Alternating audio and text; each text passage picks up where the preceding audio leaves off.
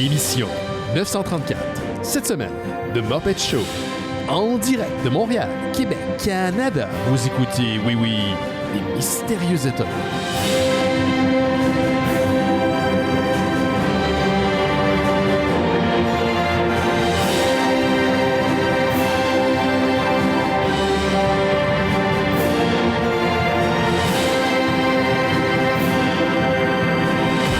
Bonjour à toutes et à tous, vous écoutez Les Mystérieux Étonnants, une émission en balado-diffusion consacrée au BD et à l'ensemble de la culture populaire. Hey, c'est grandiose, ce thème-là. C'est un peu fort aussi, il était parti un peu fort. Oui. Benoît Mercier au micro, et cette semaine, je suis entouré d'une équipe dont les membres donnent un bon show. Hein? On essaye. Sans ironie, on essaye, quand même, on le fait depuis un bout. Je pense qu'on donne un bon show. Ben, je pense que oui. Je pense que oui. Si tu veux dire en général, oui. En général. Je pensais que tu voulais dire le show là on le vient sait de pas. commencer, on ne sait pas. Non, ça risque d'être catastrophique, on le sait pas. C'est ça se peut que ça chie, mais en général, je pense qu'on donne un bon show. Je pense que je te dirais un bon 83% du temps, c'est un bon show. Ouais. C'est une bonne moyenne, ça, je pense? Je pense que oui. Je pense que... c'est une moyenne? Ben oui. Oui, c'est ça. Je vous les présente à l'instant. Une très bonne cote. Il est composé à 33% de flanelle. Simon Chénier est avec nous. Salut, Simon. Oui, mais surtout de ce temps-ci, on est bien dans une chemise de flanelle. Une belle petite flanelle, mais je faisais référence justement, c'est la flanelle qui est le tissu à partir desquels on fait des mopettes ou des marionnettes. C'est pas du feutre? C'est du feutre, c'est de la feutrine. C'est de la feutrine. Ben, je suis pas, honnêtement, je suis pas expert, là. Ironiquement, si vous écoutez en ce moment en live sur les lundis, on fait ça en live sur Twitch, YouTube et Facebook, tu as ta fameuse marionnette qu'on voit en arrière de toi. Popette Simon Chénier, qui a été réalisée par une de nos amies, Lorraine Lafrenière. Je pense qu'elle est faite en feutrine, en feutre, whatever. Et moi aussi, on voit le bas, en fait, de ma... mienne avec dans mon ses petites mains. Ses petites mains, mais elle est dans mon étagère.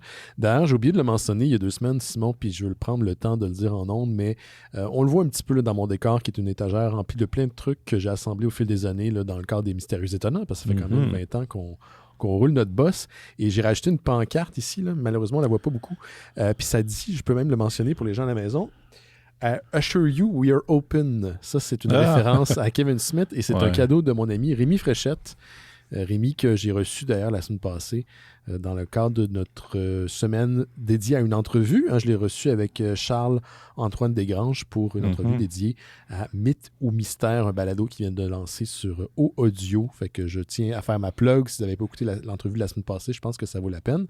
Et si tout va bien, la semaine prochaine, j'en ai aussi une autre qui s'en vient, qui risque d'être assez intéressante. À suivre. Il va y avoir du contenu, inquiétez-vous pas. Moi, je commence à m'inquiéter. Je sais pas, moi aussi. Des fois je pense que j'arrive un peu juste sur le contenu, mais là, c'est ça, on a tous une vie à un moment donné. Oui. Je rappelle aussi qu'on a aussi du contenu exclusif pour les membres Patreon, donc ça fait pas mal d'enregistrements dans une semaine. Une chance que j'ai pas de blonde, j'ai pas de vie, parce que c'est ça. Sinon, il y aurait rien pour personne. C'est ça. Vous profitez de ma misère. Tout pour elle, oui, c'est ça. Simon, veux-tu commencer les petites nouvelles, toi, cette semaine? Je peux commencer.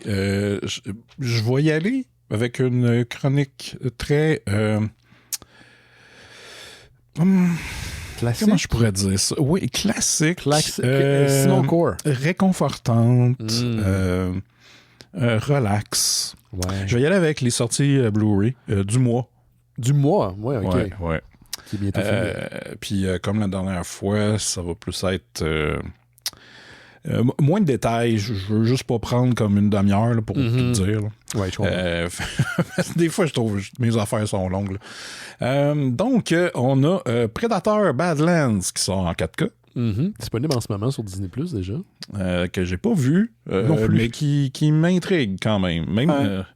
Ça avait l'air correct, mais... c'est ça.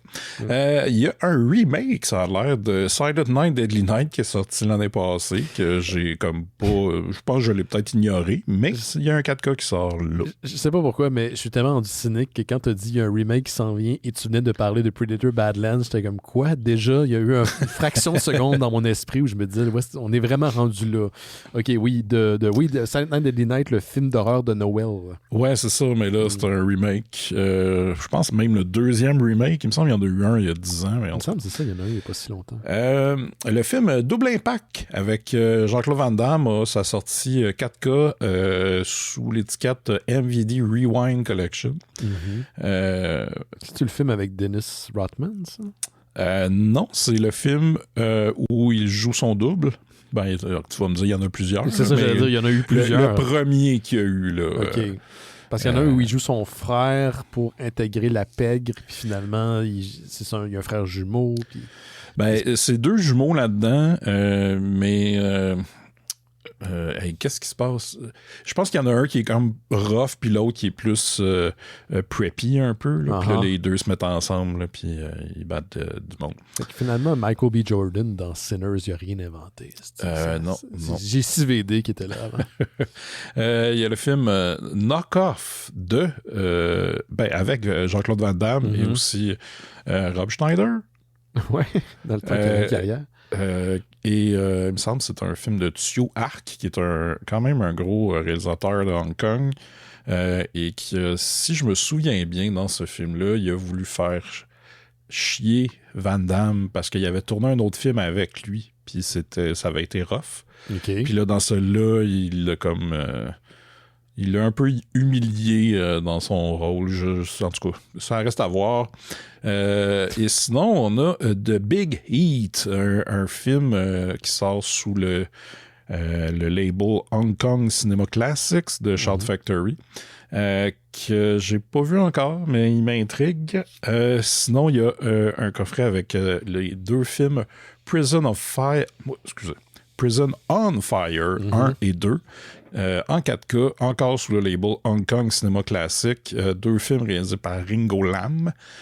On a aussi The Great Silence, qui est un classique western italien de Sergio Corbucci, qui sort en 4K sous l'étiquette Film Movement, qui est un partner label de Vinegar Syndrome. Mais j'ai vu ce film-là à la Cinémathèque il y a quelques années et c'était un des rares films de l'époque qui se passait dans la neige. OK. Fait que western dans la neige. Ouais, western dans la neige. Visuellement, c'est vraiment le fun. On a Jean-Louis Trintignant, qui est un acteur français qui joue le rôle principal, mais qui parle pas. Et le méchant, ou en tout cas l'espèce d'antagoniste, c'est Klaus Kinski. Donc, c'est quand même c'est parmi les plus grands films western spaghetti qu'il y a eu. Il y a Sergio Leone, bien sûr, mais je sais que The Great Silence est très bien coté. On a Tank Girl qui sort chez Vinegar Syndrome, une version 4K. Que j'ai jamais vu encore. Ça fait des années que c'est sorti, j'ai jamais pris le temps. Je serais curieux de le revoir. Là, je pense que je l'ai vu il y a peut-être une quinzaine d'années, puis je m'en souviens plus bien. Sinon, on a The Phantom of the Opera, la version de Dario Argento, qui est sortie sur Vinegar Syndrome en 4K. Ils ont des spots rouges là-dedans. Ouais, ça c'est sûr, bien, c'est à la cover, là, c'est un peu ça. Et là, du côté de Arrow Video, 3 grosses sorties. On a Westworld, le film original. Celui qui avait été réalisé par Michael Crichton. Je pense, ouais, c'est ça. Avec Yul Brynner, qui sort chez Arrow. De Excalibur de John Boorman, avec entre autres Liam Neeson. Je pense qu'il n'y a pas le rôle principal, mais il est dedans. Il me semble qu'il joue Lancelot. Mais en tout cas, c'était étrange, ce film. Il est spécial. Je l'ai vu il y a très, très, très, très, très longtemps, puis trop jeune, puis je comprenais fuck all. Ouais, non, c'est ça. Puis John Boorman, après, il a fait Zardoz, là, avec l'espèce de film bizarre de Sean Connery, là, où en tout cas. La sortie que moi, j'attendais depuis longtemps, qui est The Visitor en 4K. Visitor, qui est un film fait par un producteur italien qui a décidé, je vais réaliser des films. Il en a réalisé un. Puis dans ce film-là, il y a, entre autres, en vedette, des vieux réalisateurs américains. On a John Hurt. Non, pas John Hurt. Merde.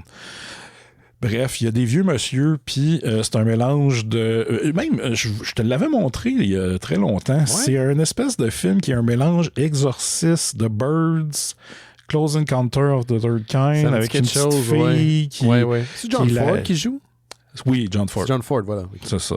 Ça me dit rien, hein? Tu m'as montré beaucoup de films étranges qu'on a écoutés ensemble, fait que je pense que j'ai fait un pain avec tout ça dans ma mémoire. Ouais, peut-être. Puis ça commence avec Franco Nero qui joue Jésus dans l'espace, qui nous raconte une histoire. Oui. Puis là, on apprend que l'esprit de Satan de l'espace, qui s'appelle Satine, doit se réincarner dans le corps d'un enfant. Puis là, t'as Lance Henriksen qui essaie de... Lance Henriksen est dans ce film-là? Oui, Lance Henriksen qui veut... qui sort avec une dame qui est supposée de enfanter l'enfant du diable, mais finalement, elle veut pas avoir de nouveaux enfants, puis parce que déjà, sa fille est un peu possédée.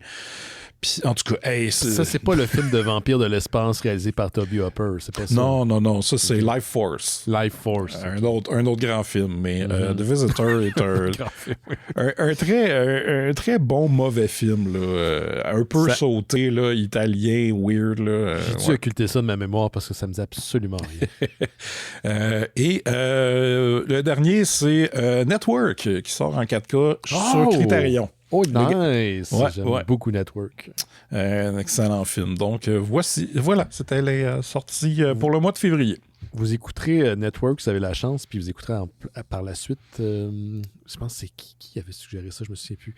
Vous écouterez Network et vous écouterez par la suite le film de Social Network, qui n'a rien à voir, là. C'est pas les mêmes auteurs, c'est pas ça, mais s'il y a tellement des vases communicants entre les deux. Network, ça prédisait la télé qu'on a aujourd'hui.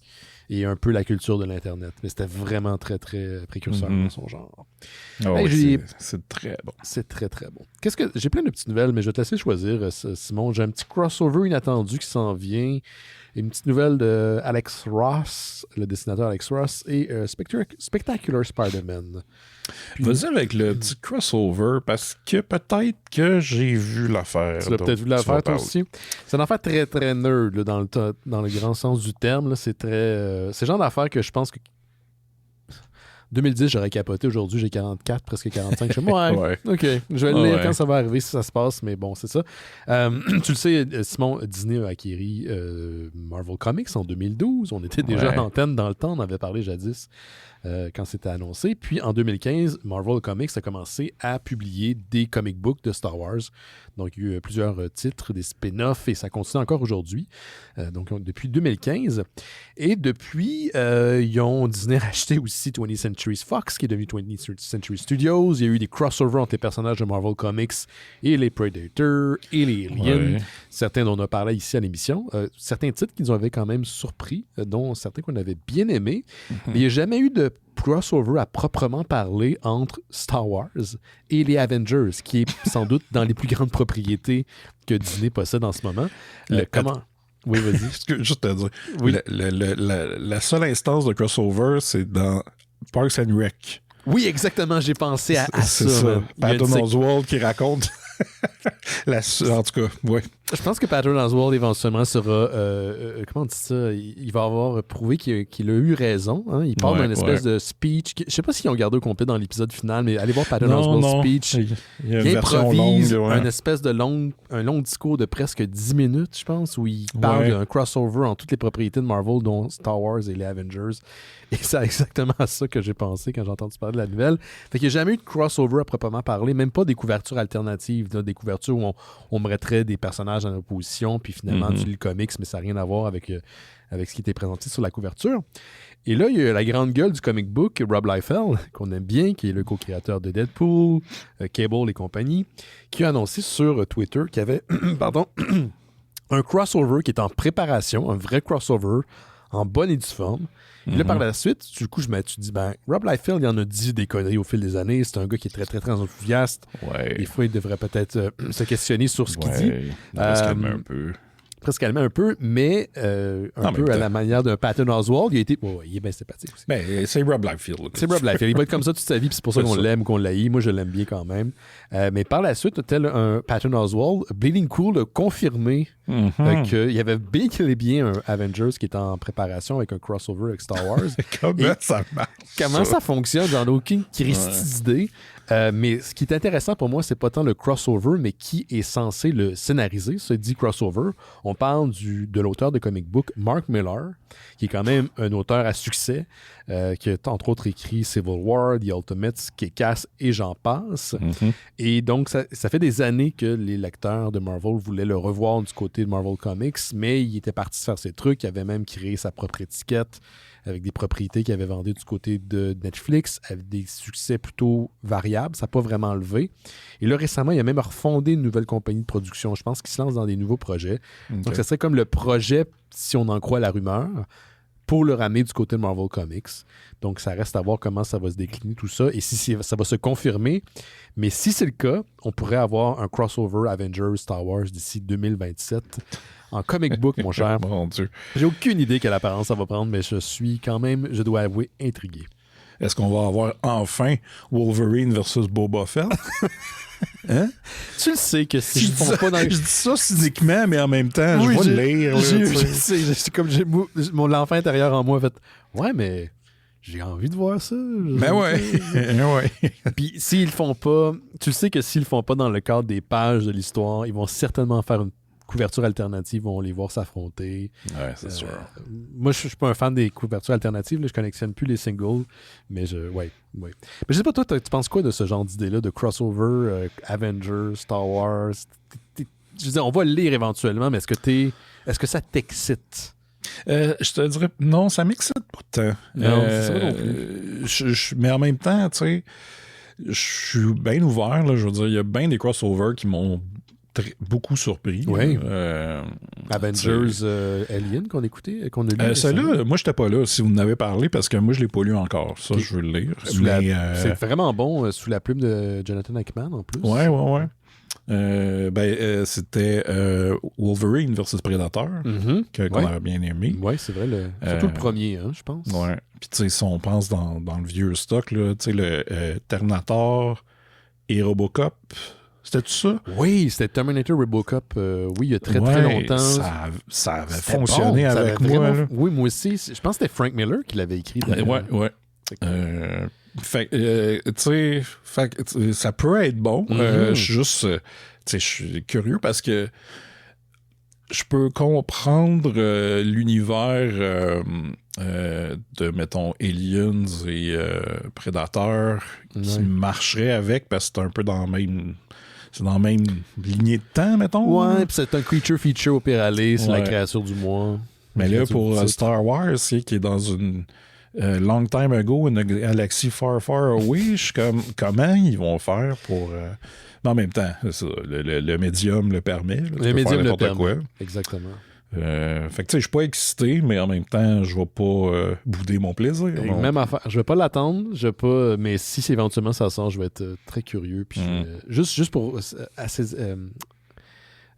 satisfaire ma curiosité, éventuellement, je vais le lire, c'est certain. Donc, écoute, ça avait été juste Rob Liefeld qui s'ouvre la grande gueule, ça aurait été une chose, mais là, c'est Bleeding Cool, après, qui habituellement ont des bons tuyaux. C'est un site, on se rappelle, qui est spécialisé dans l'actualité de bande dessinée américaine spécifiquement. Donc, on va vous donner des nouvelles s'il y a des choses qui se dégagent, ce qui est annoncé dans les prochaines semaines.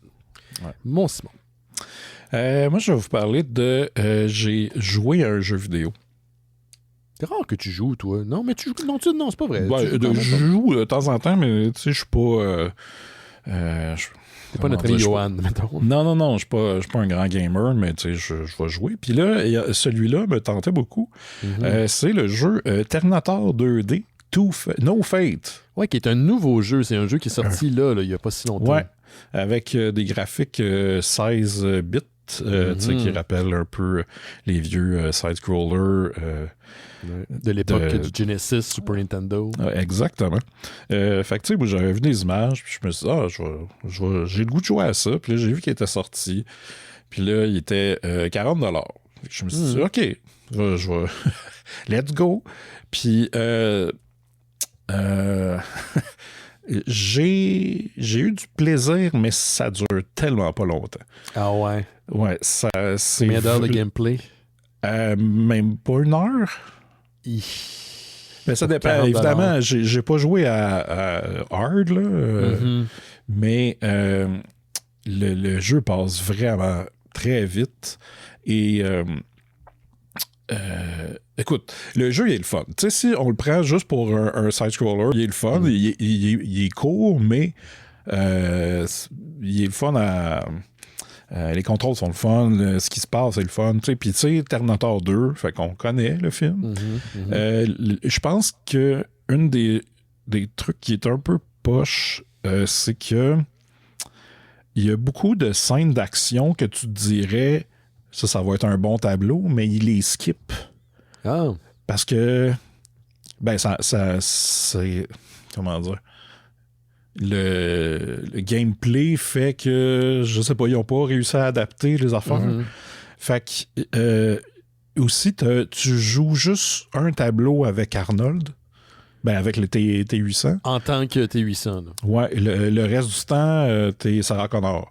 Ce que j'aimais jouer avec Sarah Connor, mais aussi j'aurais aimé ça jouer avec le T1000 plus.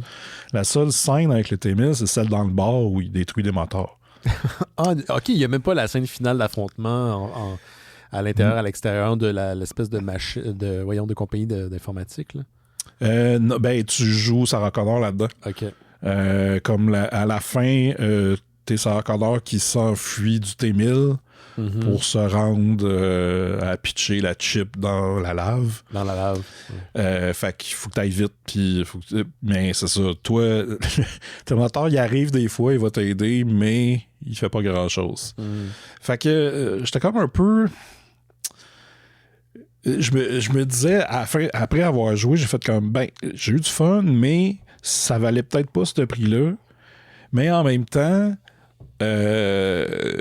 cette 40$-là, ben, ça aide la compagnie qui est, j'imagine, indépendante. Je connais pas. Je connais pas le bureau, je connais pas. Écoute, là, peut-être que Yoann pourrait nous répondre s'il était là, mais ça a l'air d'être, disons, plus petit que d'autres. C'est ça. J'encourage un petit développeur, fait que ça, c'est bien. Mais tu sais, si vous êtes un peu... les temps sont durs, fait que si vous pouvez attendre qu'ils soient en spécial, peut-être, ça vaut peut-être plus la peine. 40$, c'est beaucoup d'argent pour un jeu. Ben pour 1 heure de jeu, j'ai trouvé.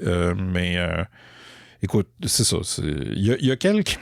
Je m'attendais aussi à un petit peu plus de variantes. Tu sais, oui, il y a les scènes du film, mais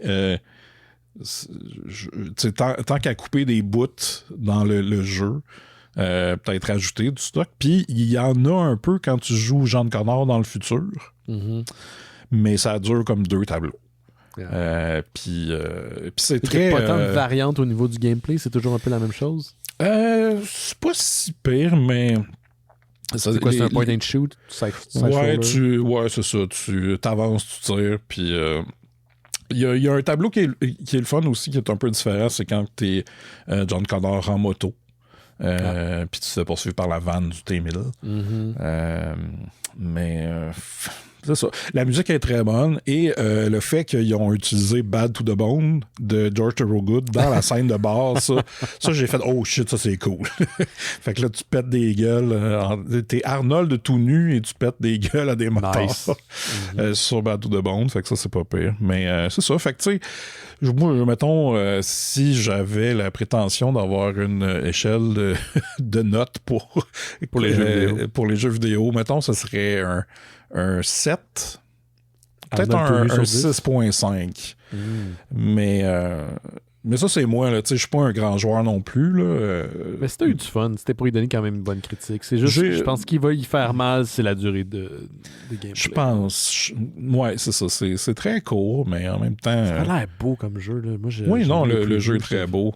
Puis les séquences sont le fun. Puis quand t'es Sarah Connor dans l'hôpital, puis que tu pètes des gueules à des infirmiers qui sont dans le chemin, là, puis là, t'essaies de t'enfuir du T1000. Ça, c'est le fun, mais tu sais. C'est ça. C'est assez bon côté, mais il y avait des trucs qui m'ont un peu gossé, mais Tout ça.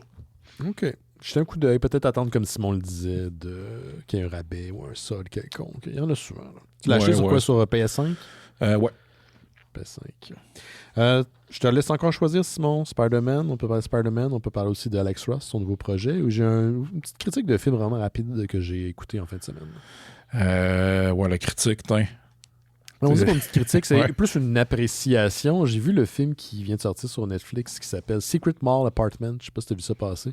Non. C'est un film qui est sorti en 2024, réalisé et produit par un certain Jeremy Workman.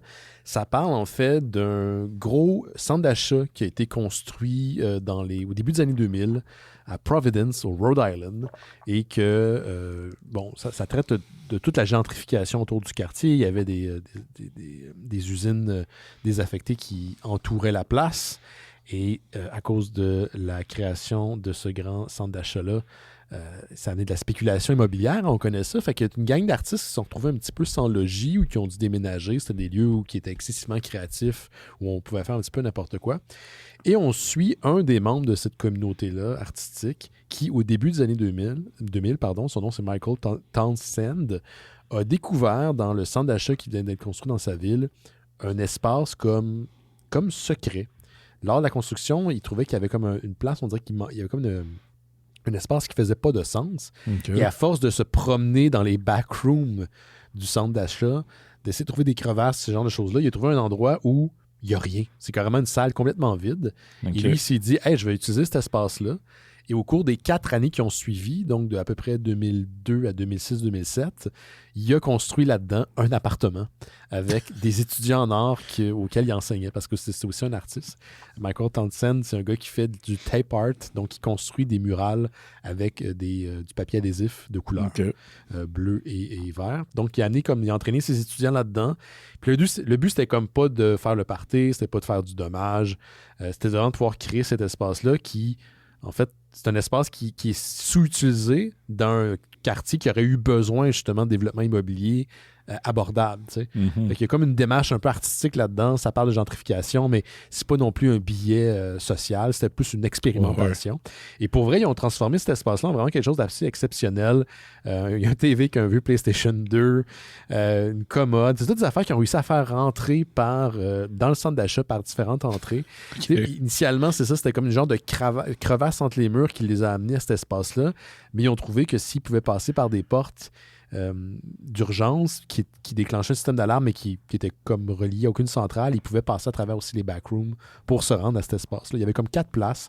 Ils pouvaient même passer du cinéma à l'intérieur du centre d'achat directement à leur appartement secret. Okay. Puis il y avait comme 4-8 personnes impliquées dans le projet au total. Et éventuellement, ils ont même fermé.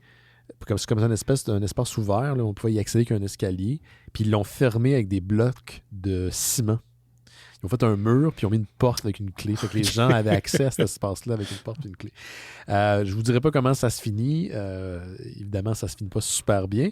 Mais le documentaire retrace, parce que Michael Townsend, lui, c'était un des gars à l'époque, filmait tout avec sa mini-DV. Et donc, il y a énormément d'archives de cette expérimentation-là. Okay. De leur démarche, de leur conversation, du temps qu'ils ont passé là-dedans, entrecoupé de coupures de journaux. Je te dis, c'est vraiment intéressant. C'est pas un documentaire à tout casser. Vous n'allez pas en sortir chamboulé. Ça réinvente pas la roue, mais c'est presque un... Tu sais, il y a du slow TV, du slow movie.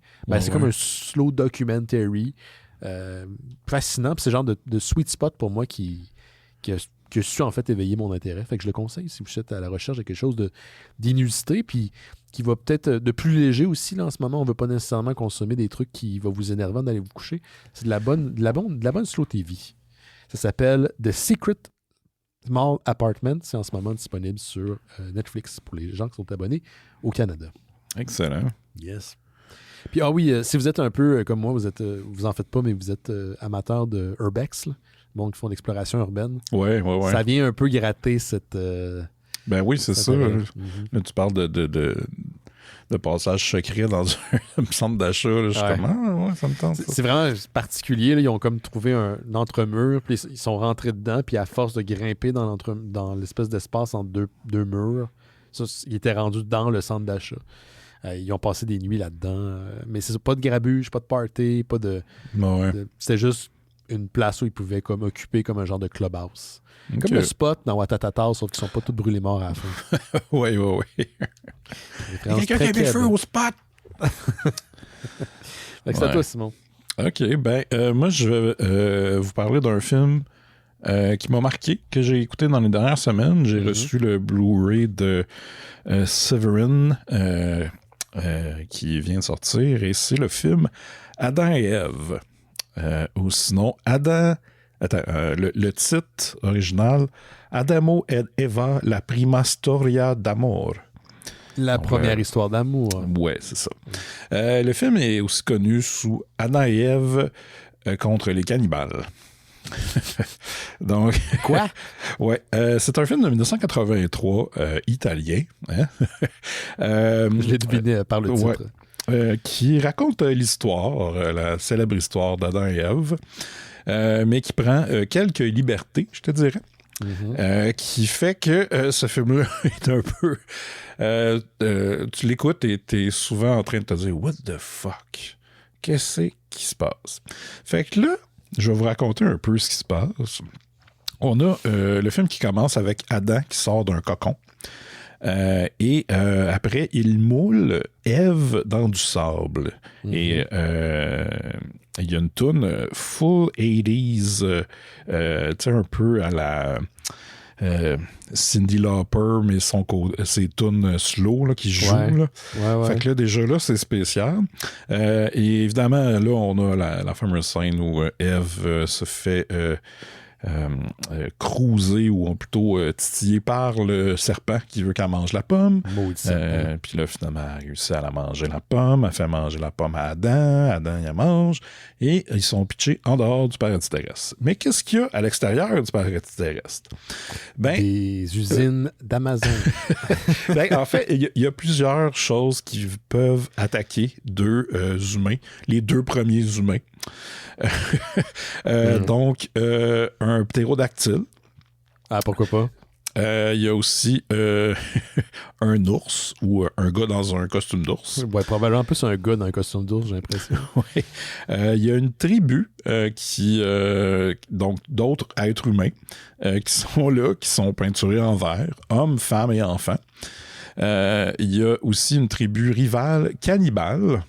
Qui s'en prend à cette tribu-là. D'où le titre. Oui.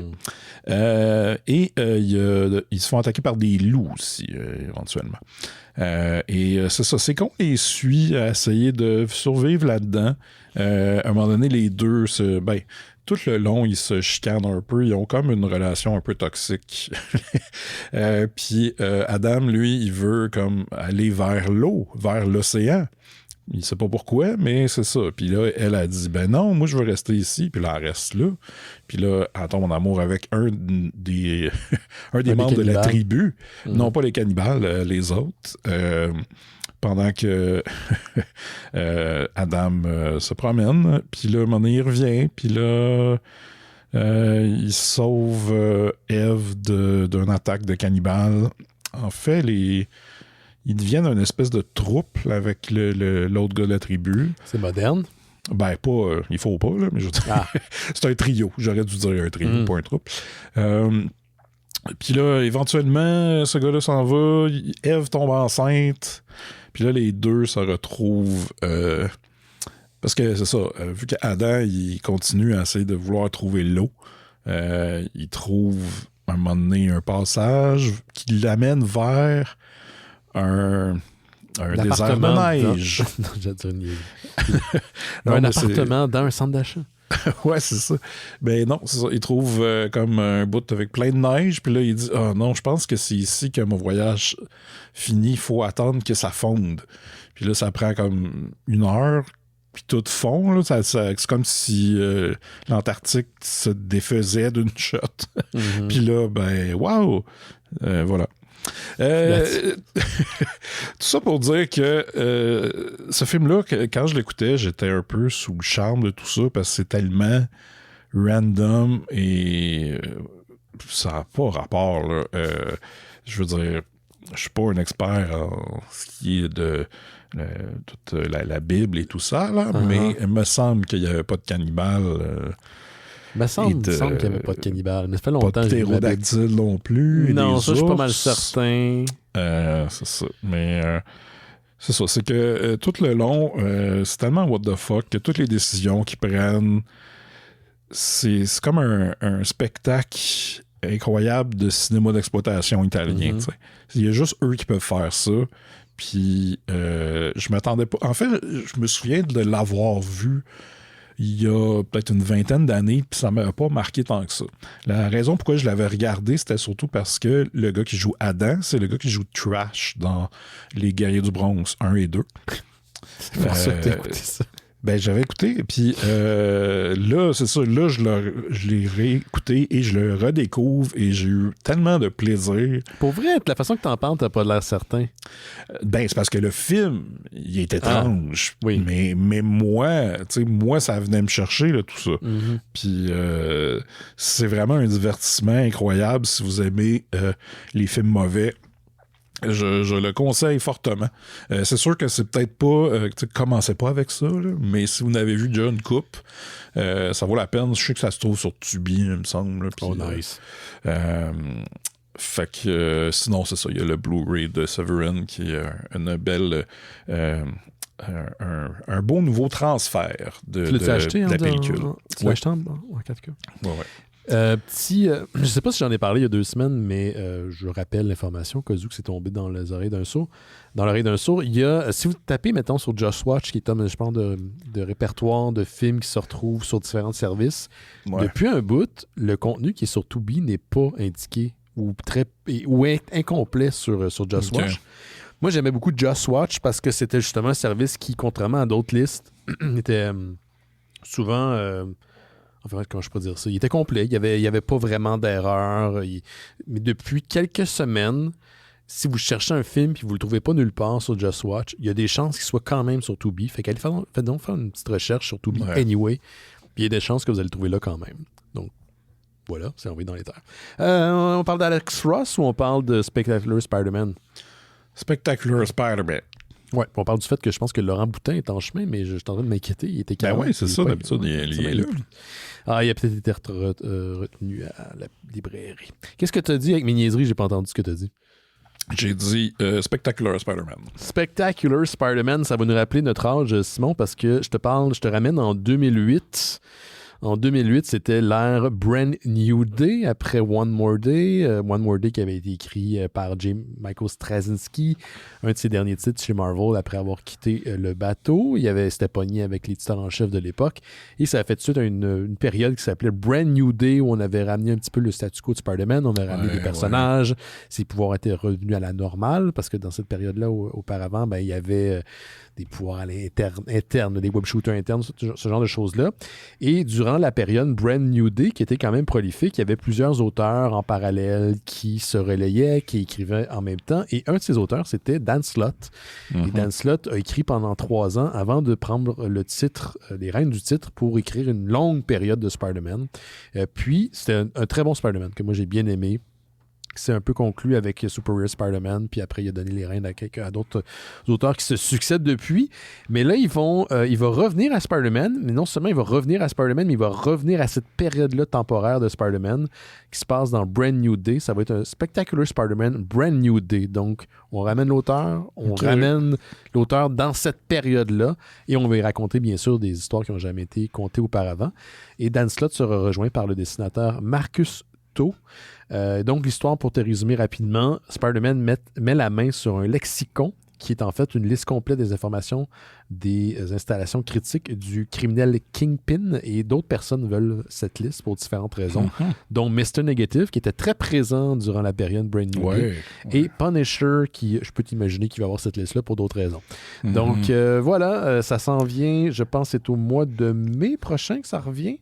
Ça va être en continu, puis ça va s'appeler. Oui. Est-ce que ça va être Franken Castle? Ah, ça serait spécial, ça. Oui, c'est dans ces années-là. C'est dans ces années-là, à peu près. Hey, avant d'en parler davantage, on était avec notre ami Laurent Boutin. Il est arrivé! Franken Laurent, un vrai Frankenstein, mon Laurent. Ah, c'est le setup qui a changé. Oui, un petit peu. Ben, c'est parce que Simon. Je peux mettre l'air de main. Non. Là, c'est l'audio. C'est correct. Salut. Allô, Simon. Là, j'ai pas l'air de te saluer, mais c'est parce que de l'écran, il est là. Mais salut. Il y a des affaires que j'aurais pu faire, mais ça impliquait le déplacer à la table qui est encore pété. Fait que. Écoute, c'est correct, hein? Oui.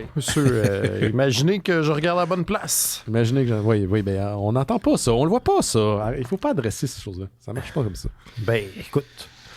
Trop tard. Ouais. Puis pour conclure, c'est ça va-tu, les gars? Ben, je sais pas, là. J'ai comme ça allait, là, Laurent. Il est arrivé, puis là, comme telle une belle-mère, a commencé à nous dire comment la vie devrait être faite. Hein? J'ai pas une bonne énergie. Ben, c'est ça, de un, t'es en retard. Je suis en retard. Ben, t'es pas en retard, mais habituellement, t'arrives plus tôt. C'est chaud, je suis tout le temps en retard. Ben oui, mais je veux dire, t'es plus tôt que ça, habituellement. Ah ouais. On s'est dit que tu t'étais fait peut-être pogner par un client, pas le fun. Ouais, c'est ça qu'on s'est dit. Ben, c'était une grosse après-midi. Ouais, puis là, je gérais bien des affaires en même temps. Fait que, écoute. Ben, c'est ça qui arrive quand on possède Planète BD maintenant. Oui, voilà. Puis d'ailleurs, il fait chaud ici, fait que je vais baisser le chauffage parce que ça aide pas pour l'humeur, je trouve. Ah ouais? OK, ben c'est pour ça que j'ai ôté mon chandail chaud. Ah. Écoutez, mon propriétaire est encore en Colombie, donc si les tuyaux pètent à cause du froid, ça me tente pas de dealer avec ça, fait que j'ai comme augmenté un peu la chaleur. Je pensais que c'était lui qui chauffait, puis il s'est dit, ils vont tout avoir chaud comme moi pendant que j'étais en Colombie. Non, lui, je pense qu'il sait même pas comment fonctionner. Ouais, j'imagine. Belle projection. Anyway. Qu'est-ce que tu as de ton côté, Laurent? T'avais fini de Spider-Man? C'était quoi le titre? Ah, ça s'appelle, c'est ça. Spectacular Spider-Man Brand New Day qui commence, je pense, c'est en mai prochain avec Dan Slott et Marcus To. Ils vont bien finir par le ramener, Dan Slott, sur le titre, là. Ben, il arrête pas de succéder les auteurs. Là. Il pourrait y mettre quelqu'un de plus régulier. Il me semble que sa run était controversée. Il y avait du monde qui aimait bien ça, puis il y en a d'autres qui détestaient ça. Ben, on pourrait dire ça des comic books. J'avoue, je viens de m'écouter, puis il me semble que c'est un peu tout le temps pareil. Hein. Personne sur Internet disait que c'était vraiment mauvais. Ah ouais. Dan Slott, j'ai jamais vu cette opinion. Ouais. Dan Slott, je pense qu'il a monté dans mon estime parce que c'est le gars qui avait envoyé chier quelqu'un sur un forum... ouvertement envoyé chier quelqu'un à un moment donné, il y a quelques années que ça, parce qu'il travaillait sur Spider-Man depuis des années. Et la personne, je pense que c'était sur Comic Book Resources ou je sais pas quel autre site officiel, avait dit qu'il s'en foutait. Puis il était parti dans un rant, ma foi, succulent, où il rentrait dans cette espèce de troll-là de sous-sol. Il dit, dude, moi en ce moment, j'aurais pu accepter des projets beaucoup plus lucratifs. Je suis malade que le calice, puis je travaille pareil. T'sais, il avait vraiment été... J'imagine quelqu'un qui chiale sur Internet de façon complètement anonyme, puis là, t'as l'auteur qui rentre dedans. Ça a été confirmé que c'était lui, là, c'était pas quelqu'un qui se faisait prendre pour Dan Slott. Mais je l'aime bien. Sinon, juste pour faire une petite nouvelle comic bookienne, parce qu'on est là-dedans, puis ça vaut pas la peine que ce soit une nouvelle tout seul. Il y a Skybound et Image Comics qui vont sortir le 12 août prochain une nouvelle édition de luxe de l'adaptation de Transformers The Movie. Vous savez, ce film qui est sorti il y a maintenant 40 ans de ça. Justement, pour souligner le 40e anniversaire du film, ils vont sortir cette édition de luxe qui comprend en fait 2 adaptations de Transformers The Movie 1 à 3, qui étaient à l'époque publiées chez Marvel Comics, dans le temps qu'il y avait les droits des Transformers. Et l'autre qui suit dans cette édition double, c'est Transformers The Transformers The Animated Movie de 1 à 4, qui était jadis, il y a 20 ans de ça, publié chez IDW Publishing. Et comme maintenant, c'est Skybound et Image qui ont les droits, ben, ils ont fait une édition qui comprend les deux. D'ailleurs, il y a eu des annonces concernant Transformers. Dans la prochaine année, c'est ce qu'ils appellent le Apology Store, pour s'excuser d'avoir tué Optimus Prime il y a 40 ans de ça et de nous avoir traumatisés. C'est un bon petit clin d'œil. J'aime ça. En même temps, je connais beaucoup de gens encore traumatisés de ça. Ben, c'est peut-être pour ça qu'ils ont décidé de le ramener. Et ça, ils vendent beaucoup de jouets là, parce qu'il y a une petite série de cossins qui a été annoncée, dont ces comic books-là. Ça sort le 12 août, t'as dit? Le 12 août. Pile pour la journée de J'achète un livre québécois? Oui. On pourra acheter nos Transformers. Oui, ben, y a-t-il un Transformers québécois? Écoute, le marché est à prendre, je pense. Ouais. Il doit bien avoir une souffleuse là-dedans. Je peux bien imaginer. Bombardier. C'est ça. Ouais, il se transforme en skidoo. Genre. Ouais. Ben écoute, ils font des fois des collaborations de Transformers dans les dernières années. Là. Ils ont fait, tu sais, mettons, Transformers X Top Gun. Puis c'était une figurine. Ils l'ont fait pour Ghostbusters. Ils l'ont fait pour plein de trucs. Peut-être qu'ils vont le faire avec Bombardier. Ouais. Ils sont en motoneige puis ils mangent des bines. C'est ça. Prenez cette idée-là, Hasbro. C'est une belle image, ça, là. Qu'est-ce que tu avais de ton côté, là? Hein? Notre Gunner John, c'est vraiment... C'est des bines. Les bines. Vraiment des bines. Pas des lentilles. Là. Des bines. Non. Des bines. Pas des lentilles. Lentilles. Des lentilles. Des lentilles. Hey. Ah, c'était bon. Mais c'est même pas la même chose. Des bines et des lentilles. C'est pas la même affaire, pas en tout. Non. Mais c'est tellement mieux, quand même. En anglais, c'est juste chowder. Je suis comme, c'est pas drôle. Non. Ouais. Fait référence à un épisode des Simpsons, encore une fois, pour ceux qui comprennent pas. Ouais, pour ceux qui ont. Très bon épisode. Pas notre âge. Non.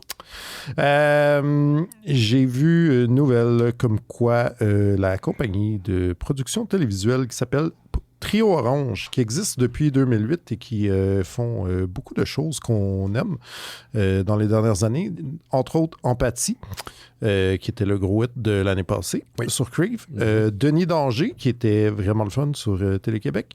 D'autres affaires, là, Belle Fleur, d'autres affaires que je connais pas, viennent de créer une division d'animation qui s'appelle Punch Animation, qui sera dirigée par... 3 personnes. Julie Mongeau, qui est une productrice et une post-productrice qui travaille dans l'animation depuis longtemps. Sylvain Lavoie, qui travaille dans l'animation depuis longtemps. Et cette personne mystérieux adjacent, qui est Benoît Godbout, le dessinateur de jadis l'Académie des chasseurs de Mon primes. Dieu, c'est drôle. J'ai pensé à lui récemment. Je me suis dit, qu'est-ce qui se passe avec Benoît Godbout? Parce qu'il a arrêté de faire de la BD. Il a arrêté de faire de la BD, mais il continue à faire des films. C'est lui qui avait réalisé le 2e dessin animé de la Guerre des Tucs, c'est-à-dire La Course des Tucs, ainsi que la télésérie qui s'en est en suivi. Ils ont aussi travaillé, là, tout ce monde-là, sur Pérusité, F is for Family, sur Netflix. Fait que il y a ça. Pourtant, en plus, il me semble qu'il est genre ton voisin. Il est-tu dans le quartier ici? Oui, il est vrai. Il est genre au coin de la rue, littéralement. Littéralement, on ne dira pas c'est où. Non, c'est ça, mais il me semble, à moins qu'il ait déménagé, parce que moi aussi, ça fait longtemps que je ne l'ai pas vu, mais je sais aussi qu'il a fait un enfant, puis souvent, les gens qui font des enfants, on ne les voit plus. Ils disparaissent. C'est pour ça que nous autres, on se voit encore tout le monde. Et voilà. Le pitch de vente, c'est que Punch Animation a pour mission de créer du contenu d'animation original et mettre en valeur les propriétés intellectuelles québécoises et canadiennes afin de les faire rayonner ici comme à l'international. Je pense que là-dedans, dans leur projet, ils ont un site là, déjà qui juste un genre de communiqué de presse pour l'instant. Mais l'entête du titre, il y a des projets sur lesquels ils ont travaillé, puis j'ai vu là-dedans, je pense, des trucs dont je parlais il y a 2 semaines qui venaient d'être financés par la SODEC.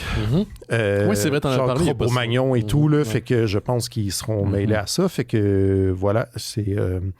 je pense que le Québec, on a quand même un bon historique de l'animation de télé, puis je trouve ça cool que des gens essayent encore de garder ça actif et de revamper ça, puis de, genre, justement mettre les affaires québécoises, les IP québécois de l'avant. Sans les... on a aussi un bon historique de plagiat aussi dans ces affaires-là. Fait que ça, faudrait peut-être oublier ce bout-là, mais sinon, c'est cool. Oui. J'aime que tu nous le rappelles avant de nous dire de l'oublier.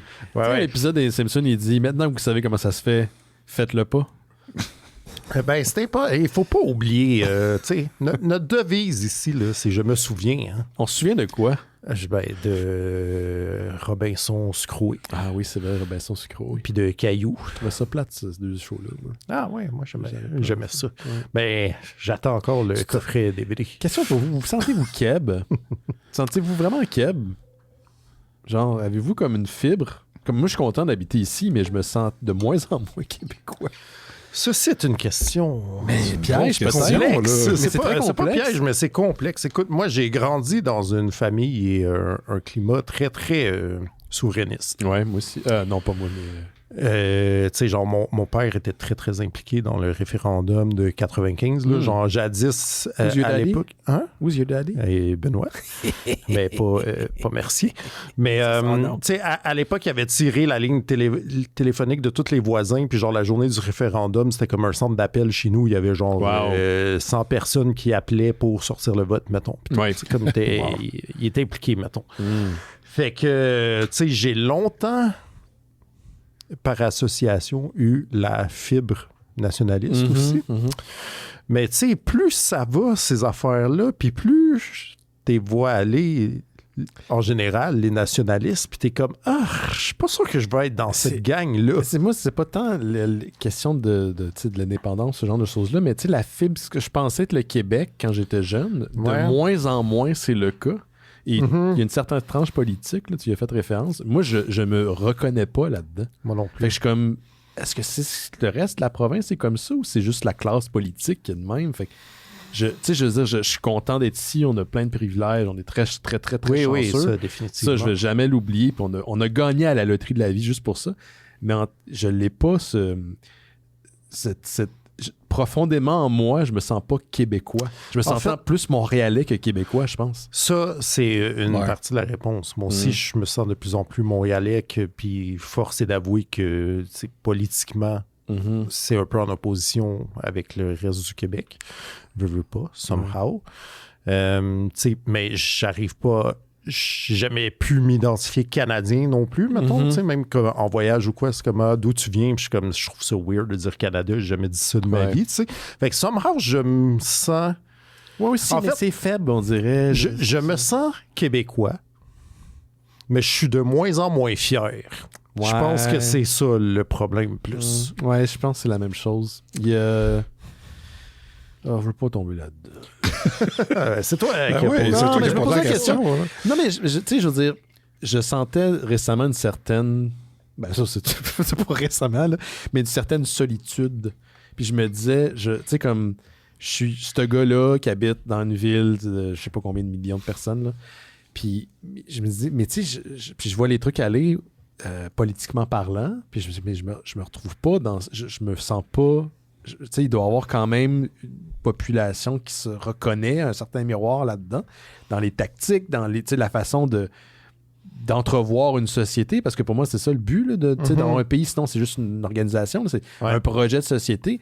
Puis quand c'est pour taper ces minorités, pour utiliser des gens comme monnaie de transactions politiques, j'en ai absolument rien à chier. Puis je me demande si c'est comme c'est rendu du... J'en vois pas, moi, de projet sur le long terme. Fait que je me demande, c'est-tu juste moi qui sens comme ça ou il y a quelque chose? Non, mais je suis d'accord avec toi. Disons que les gens qui sont au pouvoir ou qui essayent d'être au pouvoir, c'est peut-être pas des bons représentants de qu'est-ce qu'on veut. Fait que c'est difficile c'est difficile de se sentir québécois quand ce que d'autres Québécois veulent, c'est pas ce que tu veux. Ou il y a une vision... une vision très différente de ce que toi tu penses que c'est. Est-ce que je me sens québécois? Je le sais pas, mais je me sens pas canadien tant que ça non plus. Là, je veux dire, c'est pour ça que je suis montréalais, mais même là, il y a des affaires bizarres, fait que je suis comme... Mais tu sais, c'est que... Aussi, je trouve, tu sais, nous trois, on a ce discours-là, mais en plus, c'est pas qu'on s'intéresse zéro. Non. Tu sais, comme j'écoute full de musique québécoise, Simon, t'es super calé en télévision, en cinéma québécois d'hier et d'aujourd'hui, là. Je veux dire, clairement, t'as un intérêt, tu sais, pour... la production québécoise, j'en ai une aussi. Puis je pense que dans les arts, je reste fier d'être québécois. Puis je trouve que c'est ça qui me ressemble, quand même. Mais c'est ça. C'est vrai que politiquement, on dirait que le projet de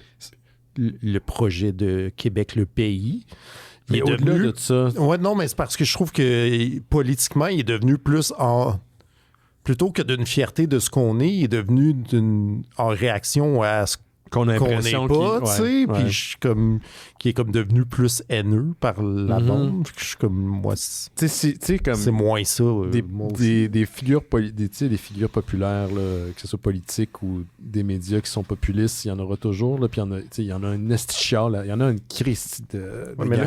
Là, c'est juste ça. Mais c'est ça, c'est juste ça. Ce qui me déçoit, c'est que je n'aime pas personne, là. J'ai pas d'exemple concret qui me vient à l'esprit. Mais de ces vieilles figures-là politiques qui souhaitaient quelque chose de meilleur pour le Québec, qu'importe au niveau là, des allégeances nationales ou pas, là, c'est la vieille carte réac contre les woke, les trans, les immigrants.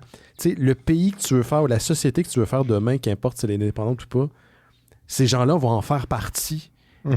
Pourquoi t'as pas un fucking discours qui est unificateur? Tu sais, là, je vais faire de quoi? Là, ça va être dangereux. Là. C'est comme le nouveau Star Trek, man. On n'est pas capable d'imaginer un futur dans lequel ça va bien aller, puis on va être là ensemble, puis on va faire... Il n'y a pas de ça. Genre, je le sens pas, puis ça me fait chier.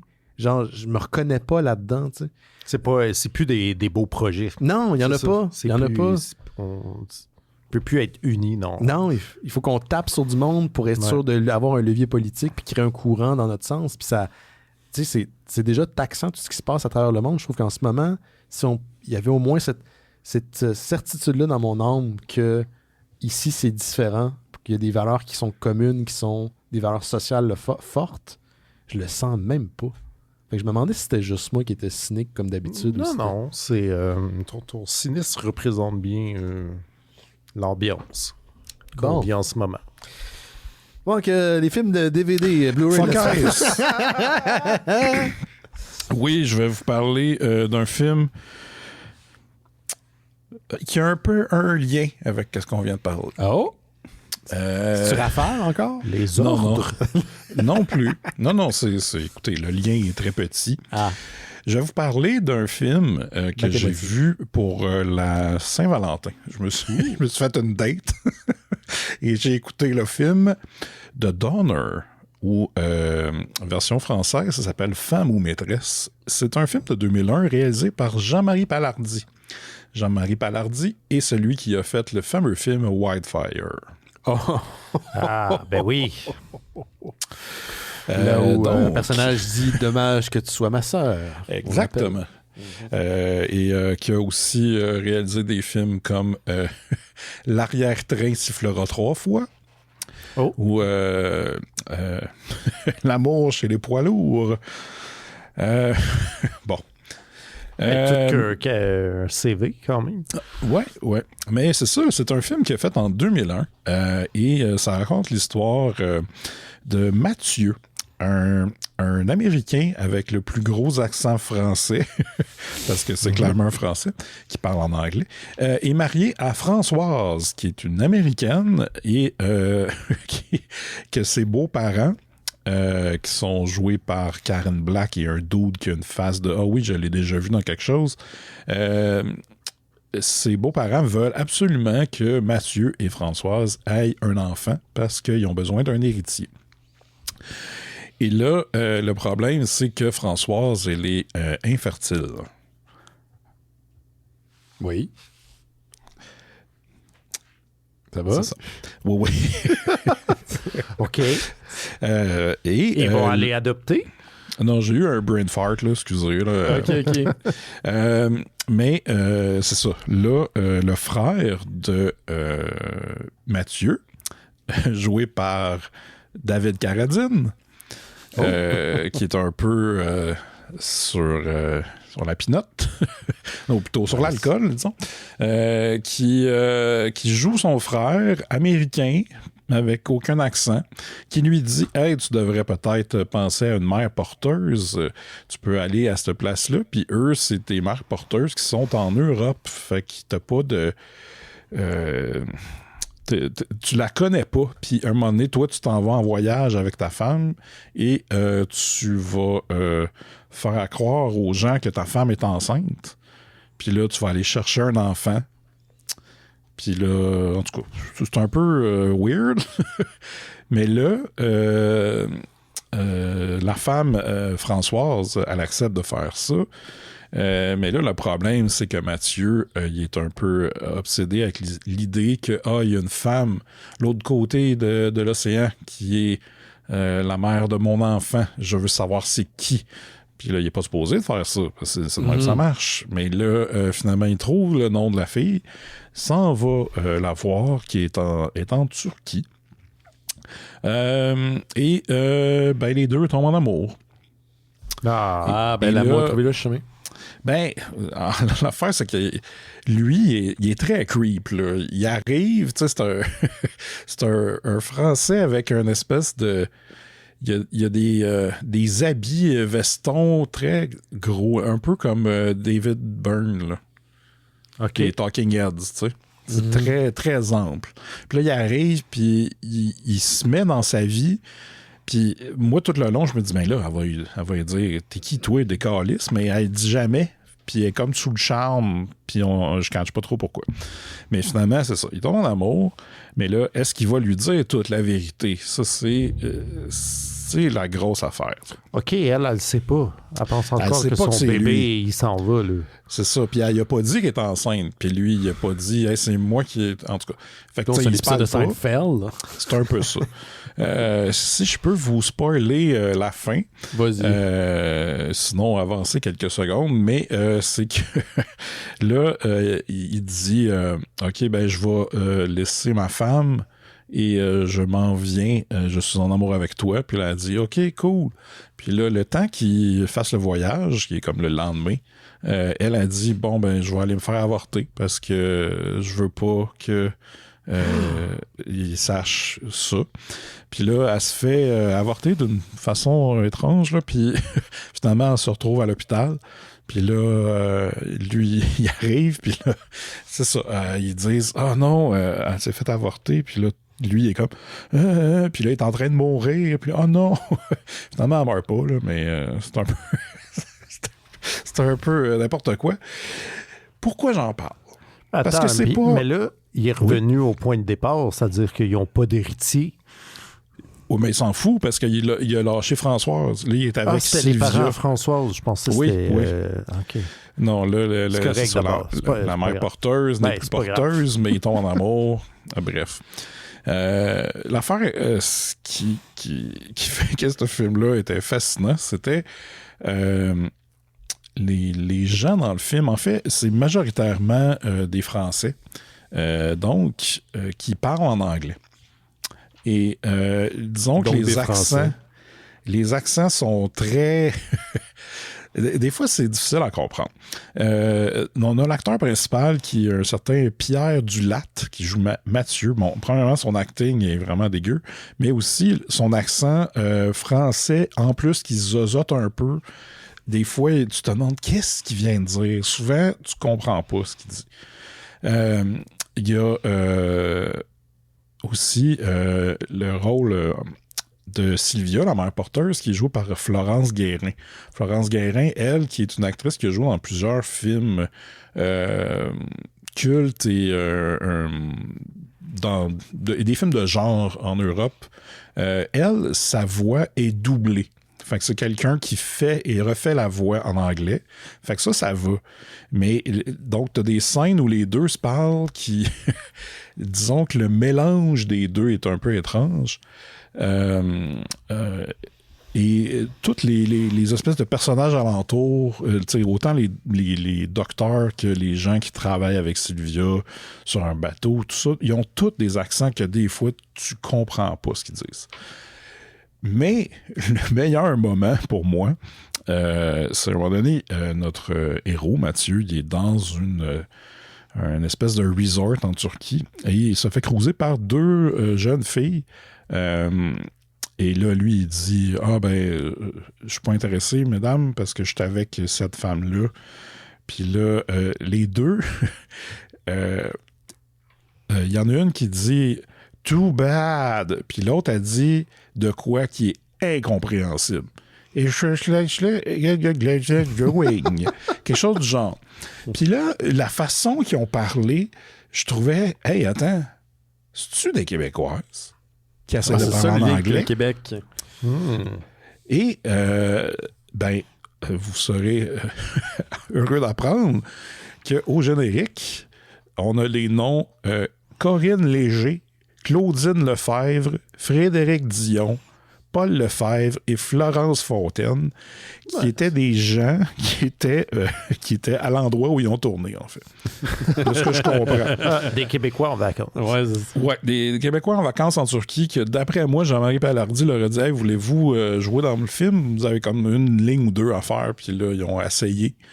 C'est ça. Fait que moi, j'en parle surtout parce que si vous connaissez Corinne Léger, Claudine Lefebvre, Frédéric Dion, Paul Lefebvre et Florence Fontaine, j'ai des questions. J'ai énormément de questions. C'est quelle année le film? 2001. Fait qu'ils ont peut-être notre âge parce qu'il était quand même, il avait l'air d'être dans vingtaine là, dans le film. Okay. Ben à mystérieuxétonnant.com. Ben à mystérieuxétonnant.com. Puis aussi, je te dirais que mon plus gros questionnement est pourquoi que leur nom, en tout cas, au moins à Corinne Léger et à Claudine Lefebvre, se répète sous assistant réalisateur. Oh. Je sais pas. Je me dis peut-être qu'il y avait besoin de quelqu'un qui tienne la caméra ou je sais pas. Mais bref. Ils sont allés chercher un café. Ouais, c'est ça. Ouais, c'est ça. Fait que. Il y a un Dion là-dedans, c'est peut-être l'oncle à Jake. Peut-être Dion. Il y avait aussi, il y avait listé des parce que dans la scène, il y a des enfants qui jouent dans la piscine. Puis dans le générique, c'est marqué Kid 1, Kid 2, Kid 3, puis il y a des noms aussi, puis tu vois que c'est des Dion. Là. C'est une famille qui était là. Y a-tu Jean-Philippe? Jean-Philippe? Ben c'est ça. Tout est possible, faudrait demander. Mais pour vrai... C'est un personnage qui peut pas faire du vélo. Il y a de jambon. Mais bon, c'est ça. J'ai vraiment aimé mon visionnement. C'était très stupide. C'était level de room. Là.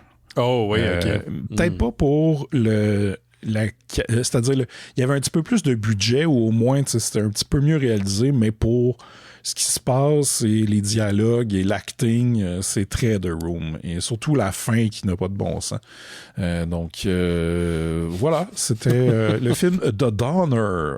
J'ai une question pour toi. Est-ce que tu as essayé de stalker ces gens sur Facebook? Ah, bonne question.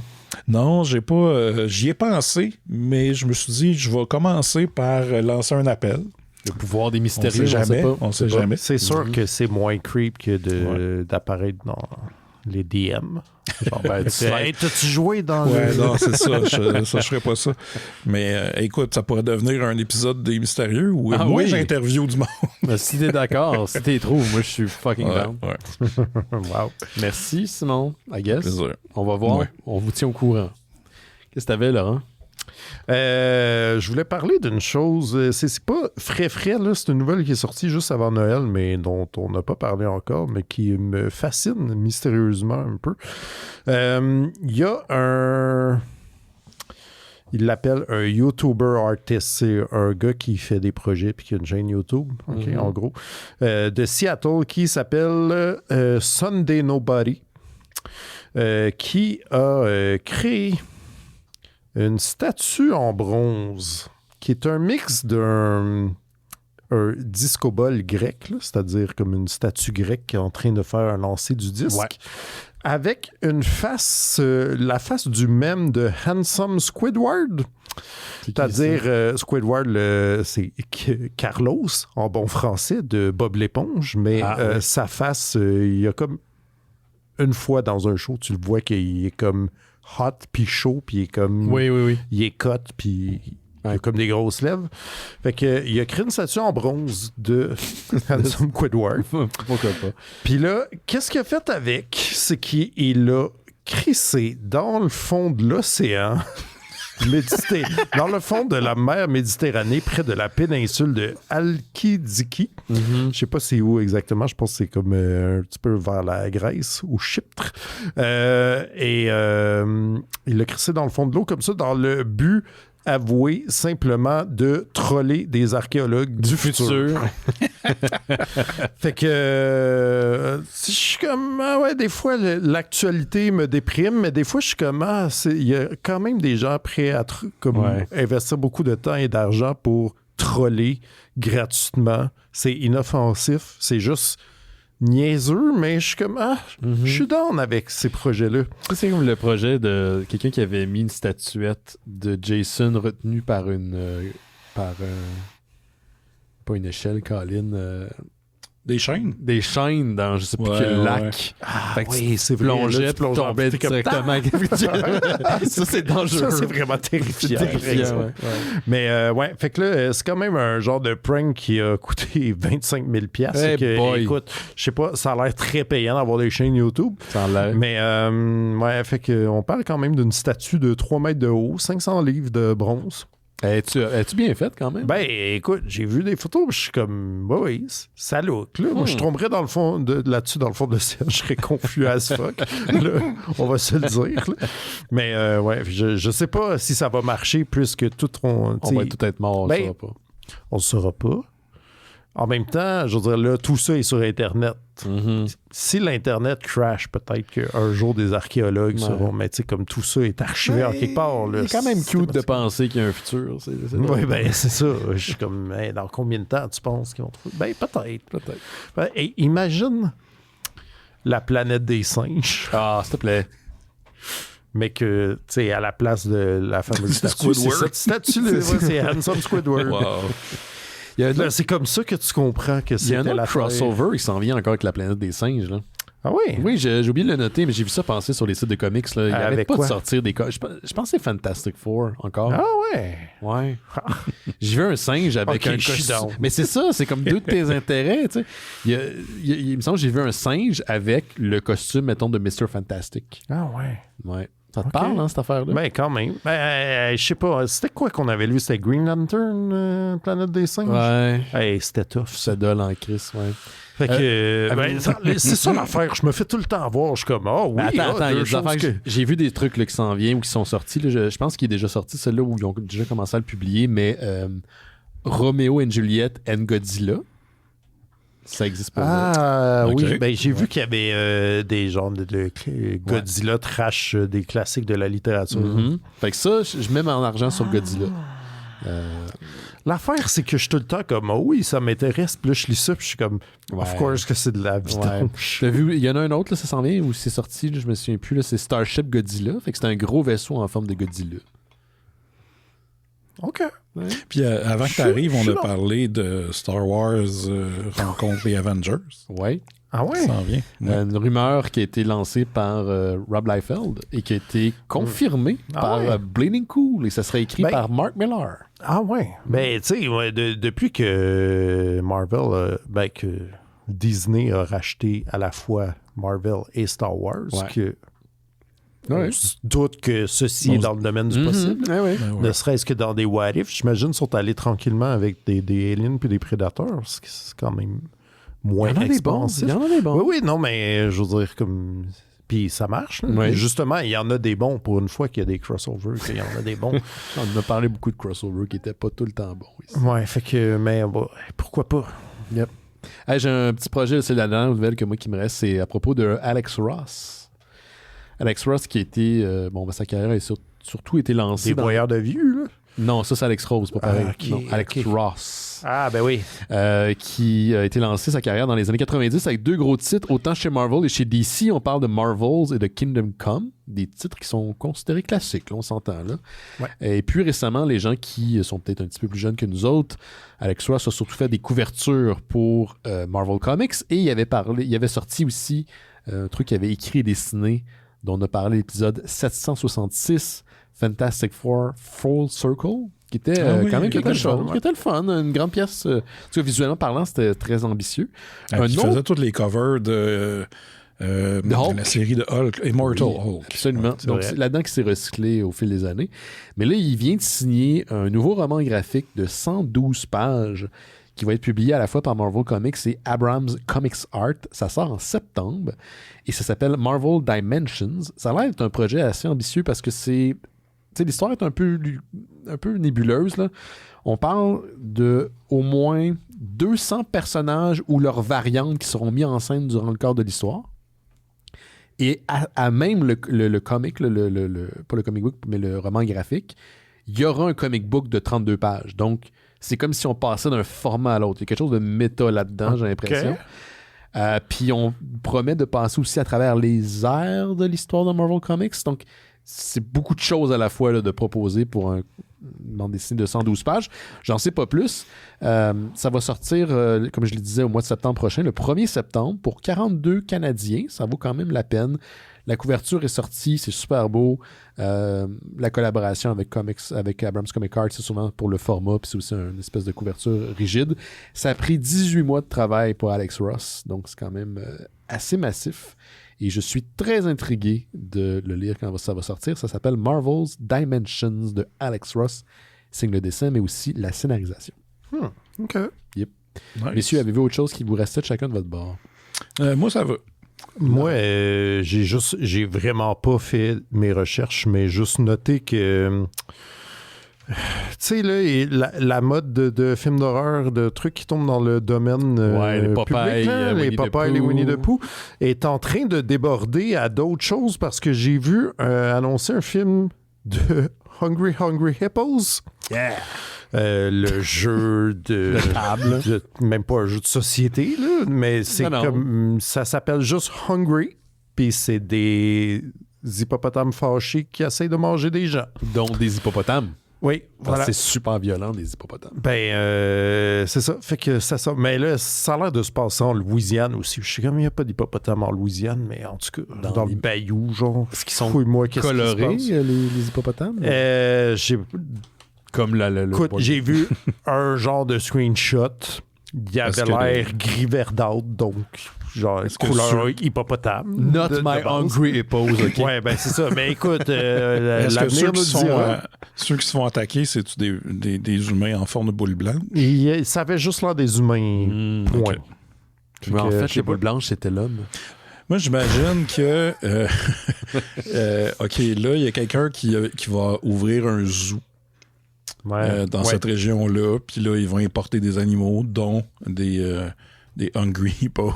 Des hungry hippos. Peut-être de quoi ils vont s'enfuir, puis... Un virus de zombies, parce que s'il y a qui rend affamé dans la vie... Mais moi, faut pas qu'il soit juste fâché. Mais j'ai plus confiance à rien depuis que Coke and Bear m'a déçu. Ouais, je sais, c'est tellement une occasion. Ça, tu sais, quand t'as une prémisse... Mais oui. T'as le titre, là, pis t'es comme... C'est parfait. Non, mais c'est juste ça qu'on demande aussi, oui. tu sais. Snake on the Plains, Coke and Bear. Ouais. C'est comme si tu chies ta prémisse rendue là, c'est comme, tu sais, on n'en demande pas plus, là.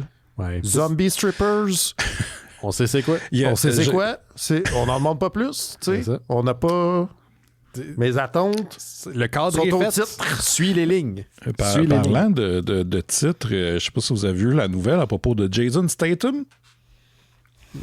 Attends, il va jouer dans un film où est-ce qu'il n'y a pas de trip, il est fâché? Jason Statham va jouer Jason Statham dans le film Jason Statham Stole My Bike. Ah mon Dieu, il est en train d'atteindre un God level. Il est en train d'atteindre un Nick Cage level. Oui. Ouais, moi, quand j'ai lu la nouvelle, j'étais comme... Hein? Ça m'a pris une couple de fois avant de comprendre. Ah, OK. Parce que le film s'appelle Jason Statham Stole My Bike. OK. Puis là, il va jouer lui-même. Il va voler un bicycle? Ça a l'air. C'est ça la prémisse. Eh ben. C'est quelqu'un qui peut le faire, c'est bien lui. Ouais. Je pense que c'est réalisé par un gars qui a fait des John Wick. Là, fait que, j'ai aucune idée. Écoute, pourquoi pas? Moi, je m'attends à un nouveau Bing John Malkovich. Ouais. Ah oui? Avec Jason Statham. Est-ce que c'est une suite ou c'est un reboot? Comment il atteint le 13e étage ennemi? Est-ce qu'il fonce dans le mur? Oui. Comment ça se passe? Il faut qu'il vole le bicycle pour ça. Ouais, peut-être. Ça doit être ça. Très différent. Ouais. Je sais pas si c'est Charlie Kaufman qui va l'écrire, celle-là. On le regarderait. On le regardera. Ouais. On a-tu fini de dire des niaiseries? On est-tu correct pour passer à d'autres choses? Ouais, ça va. D'autres niaiseries qui s'en viennent de toute façon, ça ne s'attendra pas. Juste avant de vous laisser, je vous rappelle, si vous voulez justement dire à Simon si vous avez été dans le film, c'est quoi déjà le nom de titre? The Donner. The Donner, ou si vous connaissez quelqu'un qui a joué dans ce film-là, Ben à mystérieuxétonnant.com. Je vous rappelle aussi, puis là, il n'y en a pas eu beaucoup depuis le début de l'année, qu'on a une genre de boîte vocale virtuelle. Le lien est dans le descriptif de l'épisode, ça s'appelle un SpeakPipe. Vous pouvez même réécouter le message avant de l'envoyer. Commentaires, questions, suggestions. Oui. Ça fait longtemps qu'on n'a pas appris des affaires sur Warhammer, mais je pense pas qu'on a vraiment appris des choses sur Warhammer à travers cette boîte vocale-là, de toute façon. Il y avait plus de questions que de réponses. Mais oui, si Tuggy, notre auditeur, va nous envoyer des questions ou quelque chose, il est le bienvenu. Mais le lien est dans le descriptif de l'épisode. On veut vous faire participer à l'émission, donc n'hésitez pas, ça peut être à peu près n'importe quoi. Si vous avez aussi des suggestions d'invités, parce que je vous rappelle qu'une semaine sur deux, je reçois des gens ici à l'émission. Je suis preneur, parce que là, moi, mon défi cette année, c'est de faire une entrevue à chaque 2 semaines. Mm-hmm. Et ça, c'est quand même presque 25 entrevues. Fait que je vais avoir besoin de votre aide, parce que je vais passer au travers assez rapidement des suggestions que j'ai dans ma tête. Des idées que j'ai dans ma tête. Donc, le lien pour le SpeakPipe est dans le descriptif de l'épisode. Puis, je vais vous inviter aussi à donner au Patreon des Mystérieux Étonnants. Vous avez la chance de nous aider financièrement. Le lien est aussi dans le descriptif de l'épisode. Puis en échange de votre contribution Patreon, on vous donne des goodies. Donc, vous avez accès au Discord des Mystérieux Étonnants. C'est comme Internet, mais sans trop de cul. Donc, si vous vous abonnez, écrivez-moi à travers la plateforme de Patreon, puis je vais vous envoyer le lien. Et vous avez aussi accès à l'entièreté des épisodes de Bifurcation, qui est une série que je fais toutes sur plein d'affaires, en fait, avec des amis. Là, en ce moment, on est dans un cycle dédié à David Bowie au cinéma. On a fait The Man Who Fell to Earth, on a fait The Hunger, et cette semaine, c'est The Labyrinth, où on voit David Bowie et son budge. Parce qu'il deuxième billing sur ce film-là sur IMDb. Quand j'étais jeune, puis qu'on se tenait avec les voisines, moi puis ma soeur, puis là, à chaque fin de semaine, c'est comme on regarde un film, puis là, je championnais tout le temps Labyrinth. Mais c'est un film parfait. Il est tellement bon, ce film-là. Donc, quand vous donnez au Patreon, vous avez accès à l'entièreté des épisodes. Il y en a genre 180 cucs bifurcation. Là. Il y en a énormément. On vous rappelle que toutes vos contributions qui passent par notre Patreon se réinvestissent dans le projet. D'ailleurs, il y a comme genre une dépense de 300 quelques piastres qui s'en vient parce qu'il faut renouveler les abonnements au serveur puis plein d'affaires. Donc, sachez que c'est réinvesti là-dedans. On vous remercie à tous ceux et celles qui le font et qui continuent à le faire. C'est pas une période qui est facile, donc c'est hyper apprécié. Vous permettez aussi de faire Noël Cheese d'Or, qui j'imagine éventuellement va revenir, Simon? Oui, il faut, parce qu'il faut parler du Bye-Bye 85? 16. Et bon, je me suis non, 95, moi, excuse. OK. Je te dis en retard. Terre Cheese d'Or et Terre Kaiju. Puis d'ailleurs, toi, tu as participé récemment à quelque chose là, avec... J'ai participé à Étreinte à la mer, le podcast de Étienne et Gabriel, où ils lisent des romans à l'eau de rose, des romans harlequins ou de ce type-là. Et moi, je suis allé parler d'un film de ce type-là. Excellent. Puis tu as ton propre Patreon aussi, toi? Où tu offres du j'ai mon propre Patreon où je fais un mixtape de vieilles archives montées par mois. Je fais aussi ma série Slow VHS, que je présente ma collection de VHS, que j'ai pas eu le temps de faire ce mois-ci, par contre. Puis sinon, c'est ça. T'as pas mal de stock. C'est Patreon, chaîne vidéo. Excellent. On est disponible sur Apple Podcasts, YouTube Music, Spotify, Amazon Music et en archive. Si vous voulez aussi nous aider, c'est pas de refus de faire une petite critique sur ces différentes plateformes-là. Ça permet de ressortir du lot. On est aussi sur Facebook, Instagram et les autres bullshit de plateformes. Là, mais moi, je vais vous répondre, mais j'y passe très peu de temps. Je suis surtout sur le Discord des Mystérieux Étonnants. Je vais aussi vous rappeler que plus des 300 dernières archives des Mystérieux Étonnants sont sur notre site Internet. On garde les 300 dernières sur le fil RSS. Les restrictions obligent, il faut mettre le reste sur le site Internet. Fait qu'il y a du stock en masse. Il y a 20 ans de matériel des Mystérieux Étonnants. Fait que vous allez vous rassasier. Vous avez en masse de stock. Donc, on revient dans quelques instants avec le sujet de la semaine de Muppet Show de 2026. Vous écoutez Les Mystérieux Étonnants. On va maintenant parler du sujet de la semaine. Et cette semaine, il s'agit d'un TV special, mais pour les plateformes de flux en continu.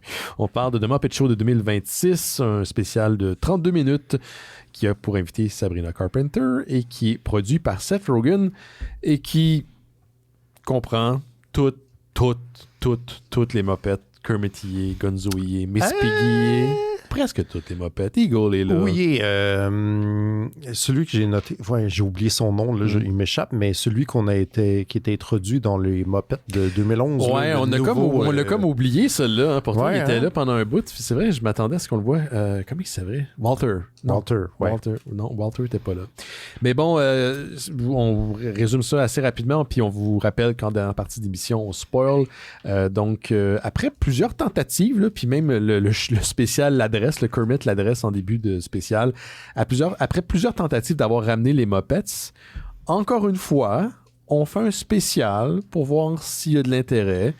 On revient au théâtre classique du Muppet Show, on reprend la formule, donc on a une invitée, on a des sketchs musicaux, humoristiques, on voit les dessous du spécial qui entrecoupent toutes ces performances-là, puis ça fait un genre de spécial méta où il y a des caméos, puis il y a des sketchs où on reprend des figures connues, puis bon, c'est classique formule du Muppet Show comme dans le temps, puis c'est pas un reboot, c'est pas une refonte, d'ailleurs il y a une shot au début qui l'établit avec des vieilles photos des invités des éditions passées. Faut dire que le Muppet Show date de quoi? Fin des années 70, fait que ça fait quand même un bon bout de temps, là. Mm-hmm. Mais c'est là où je pense que les Muppets ont été comme à leur meilleur. C'est comme ça qu'on se souvient d'eux, en fait. Ouais. Donc, on essaie de faire un spécial avec ça et potentiellement, s'il y a de l'intérêt, il y a eu comme quelque chose comme 8 millions de streaming la première fin de semaine. J'ai pris un screenshot variété. Ouais. Dit 7,58 viewers dans les 8 premiers jours. Ben, ça sur Disney et ABC. C'est bon. Quand même. Ça augure bien pour peut-être au moins, c'est pas une autre spéciale, probablement une nouvelle série. Ultimement, c'est ça l'objectif. Kermit aussi le dit d'ailleurs en d'entrée de jeu.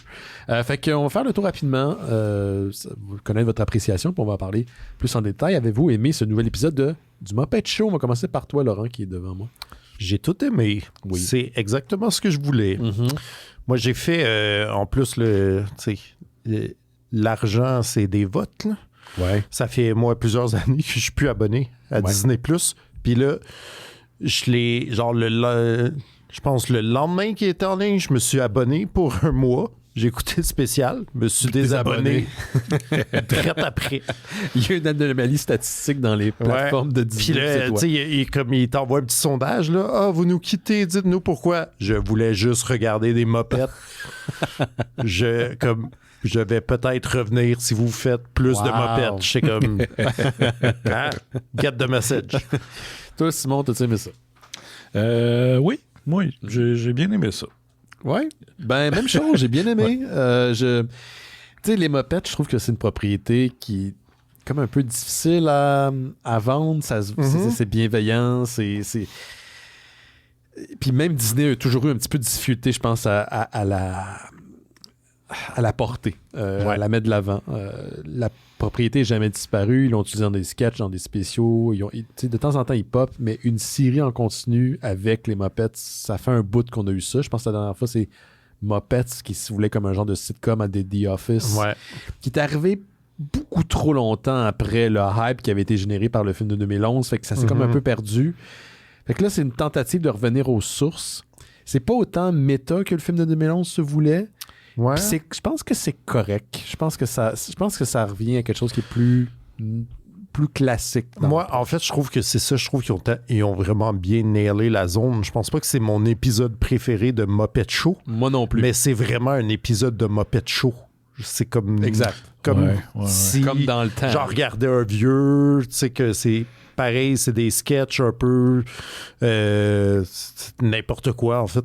Il n'y a pas vraiment de lien entre... C'est vraiment un show de variété avec une personnalité qui est là du début à la fin. Même, tu sais, j'étais comme... tu sais, j'aime Seth Rogen puis Maya Rudolph, mais pour moi, c'était trop de caméos pour ça, tu sais. C'est comme... Oui. Ben, dans je trouve que la joke de Maya Rudolph est malade. Mais... Dans le sens que j'ai pas trouvé que ça overstayed It's Welcome, mettons, mais dans le sens que, tu sais, dans un épisode classique de Muppet Show, t'as un invité, puis c'est lui l'invité, puis c'est avec lui les blagues, tu sais, comme t'en as pas d'autres. Là, je suis comme, ah ouais, tu sais, c'est ça que j'aurais voulu, dans le fond. Pas que ça m'a dérangé, là, mais c'est comme, tu sais, je trouvais que c'était peut-être un peu dispersé pour un si court laps de temps qu'on ait genre 3 noms connus, mettons. Ouais. Dans le sens, mais je trouve qu'ils ont vraiment bien nailé la zone. C'est tout ce que tu sais, c'est parfait. Ouais. Puis le problème de Kermit pour ce retour du Muppet Show, c'est qu'il y a trop de numbers parce que tout le monde veut participer parce qu'ils reviennent. Fait que justement, la blague, c'est que Seth Rogen était supposé faire partie du spectacle, puis on le coupe. Ouais. Fait qu'on le voit, je pense, 3 fois au total quand il se fait annoncer, une fois dans l'audience, puis plus tard vers la fin, je pense. Vraiment des petites secondes. Ouais. Toi, Simon, qu'est-ce que tu penses? Toi, t'étais-tu un fan? Parce que je sais que Laurent et moi, nous sommes des fans des Muppets. Là, genre, tu peux me mettre des Muppets sur tes toasts, puis je suis content. Mais toi, t'es en...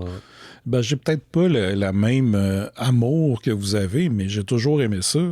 Puis, tu sais, je veux dire, j'ai vu quelques épisodes de la série originale. J'ai vu quelques films, pas toutes, mais quelques-uns. C'est toujours le fun de voir les Muppets. Là, je l'écoutais, puis je me demandais, ouais, mais pourquoi? Genre, je comprenais pas, tu sais, si c'était juste une demi-heure, un épisode, c'est... Là, ce que je comprends, c'est que c'était comme un pilote pour essayer de peut-être repartir la série. Ouais, exact. Mais c'est parce que c'est ça, c'est que je pense que ça a fini, puis j'étais un peu encore sur ma faim de me dire, j'espère que ça va continuer, parce que sinon, pourquoi que ça existe, tu sais.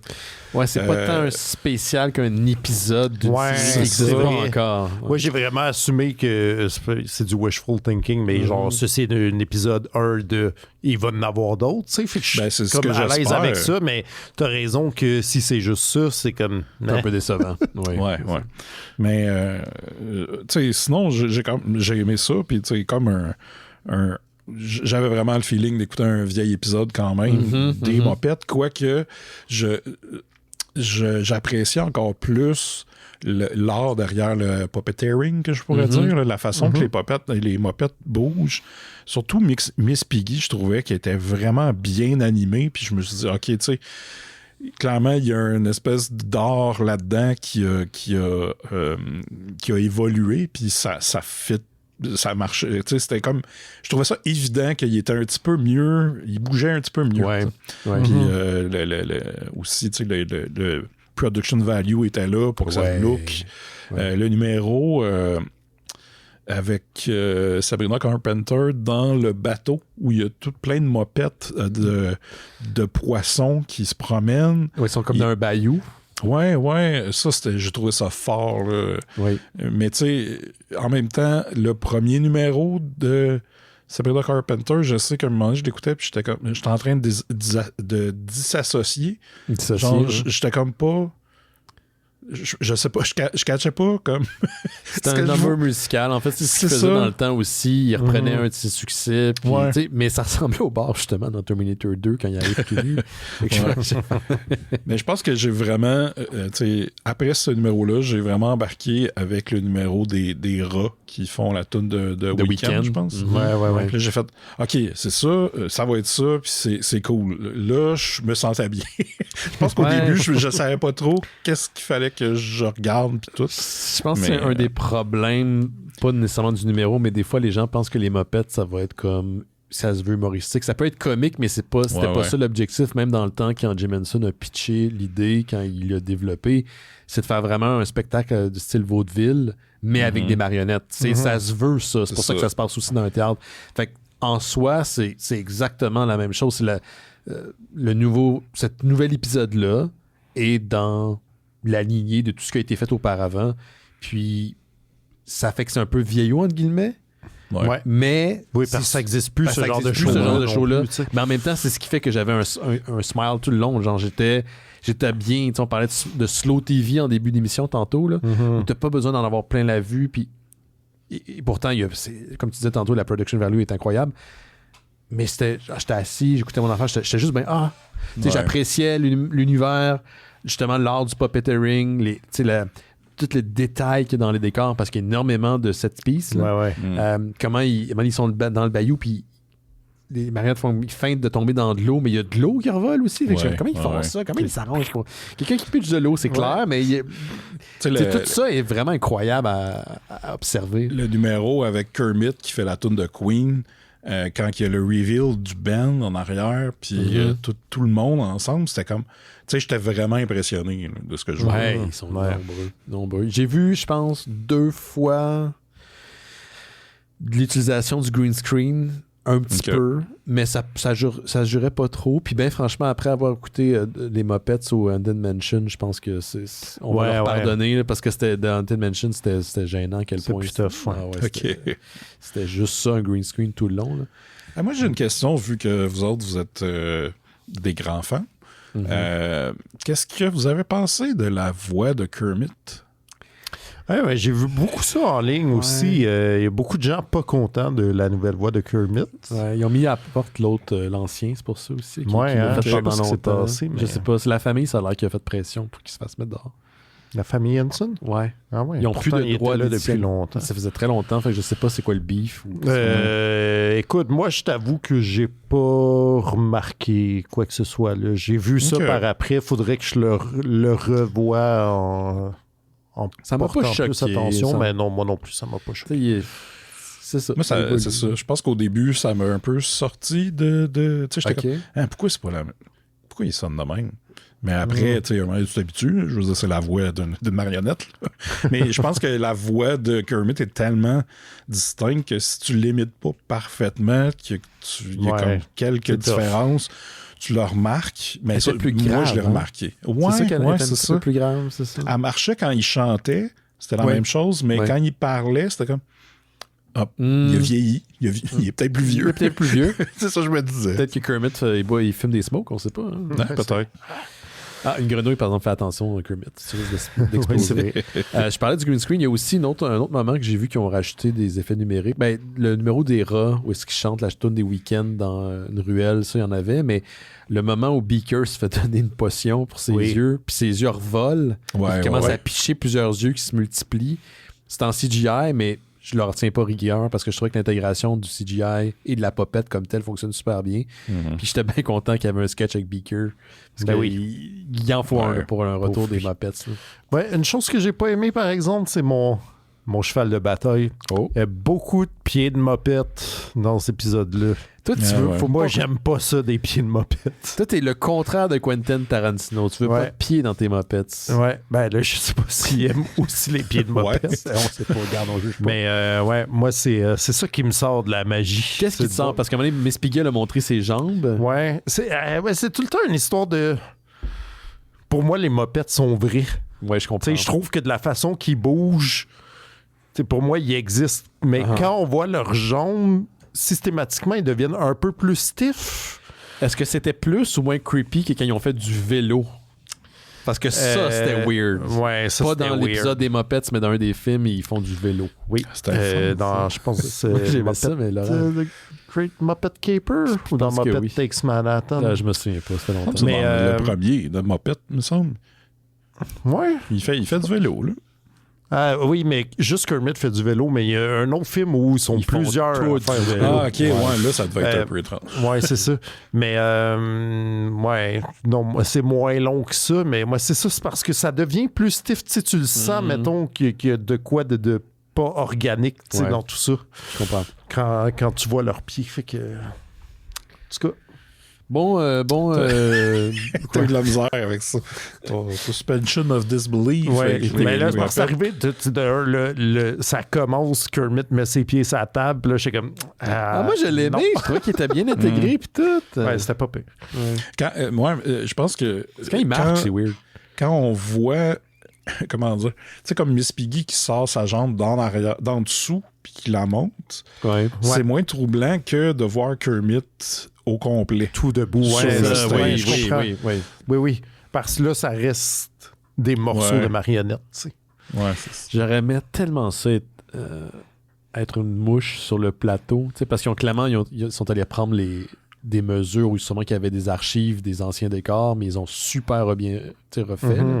Super bien constitué, à moins que ce soit les vieux qui existaient quelque part, qui ont récupéré. Ouais, je sais pas. Mais les marionnettes doivent encore exister, mais les décors. Mais les décors, je sais pas. Ils ont pris ceux dans le clip de Weezer. Oui. Je pensais que tu allais dire Ben Fold 5. Ils l'ont fait avec les Fraggle Rocks. Ils l'ont fait aussi, ok. Ouais. Moi, j'ai rien d'autre à rajouter. Je trouvais que j'ai eu du fun. Tu sais, je pense pas que c'est fait pour les enfants. Je pense pas que les enfants vont triper, mais les Muppets, le show des années 70, ça n'a jamais été le public cible. C'est vrai. Mais je pense que la famille, si tu l'écoutes avec tes enfants, c'est différent. Ils écouteront pas ça par eux-mêmes, là, mais... Ouais. Mais moi, en tout cas, oui, j'espère juste que on est reparti, on repart la machine pour vrai. Là. On va y aller, je pense que ça va fonctionner. Ben, on va garder nos droits croisés.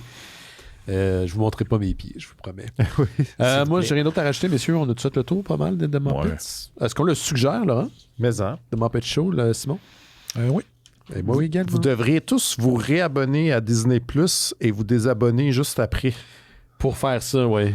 Ouais. Puis dites, c'est Laurent des Mystérieux Étonnants qui m'a dit de faire ça. Non, parce que là, ça a l'air d'être moi. Là. Moi, je veux qu'il voit qu'il y ait plusieurs personnes qui vont venir s'il y a des nouveaux Muppets. Oui, c'est vrai. Bonne idée. Excellent. Merci, messieurs. On se voit la semaine prochaine. Pas vous, mais moi, je vous vois les auditeurs la semaine prochaine. C'est qui? Ça reste à confirmer parce que j'ai pas eu la confirmation encore. J'attends l'appel de la personne. Fait que qu'importe, si mettons j'ai pas une entrevue, je vais faire quelque chose, c'est sûr, mais là j'ai pas confirmation encore. Mais sinon, ça risque d'être quand même assez intéressant. J'imagine que c'est l'épisode que Krusty fait de la télé pendant 24 heures. Là, t'es comme j'ai un bâton, une vieille guenille puis une roche. On va voir ce qui se passe. Je pense que je vais faire juste ça pour que ça soit méta. Donc tu fais un épisode spécial Crafty Ben. Crafty Ben. Wow! Ouais, non, j'ai pas assez de crafting en moi pour ça. T'as pas 1h30 de craft. Non, j'ai pas 1h30 de contenu. Mais on va voir. Écoute, si l'invité fonctionne pas, j'avais dit qu'au début de l'année que oui, c'était une entrevue que je voulais faire à chaque 2 semaines, mais que j'avais d'autres idées aussi de contenu. Autant aller sur des lieux, puis j'ai d'autres idées aussi en tête que je ne veux pas partager ici, mais donc il va y avoir quelque chose. Ouais, sur le terrain, mais si ça marche pas, l'entrevue que je veux avoir, je vais essayer de vous livrer peut-être un épisode plus classique, voire peut-être plus court, mais au moins vous allez avoir quelque chose la semaine prochaine. Puis vous autres, on se voit dans 2 semaines. Faites attention à vous autres. Yes. Ciao, bye bye. Bye.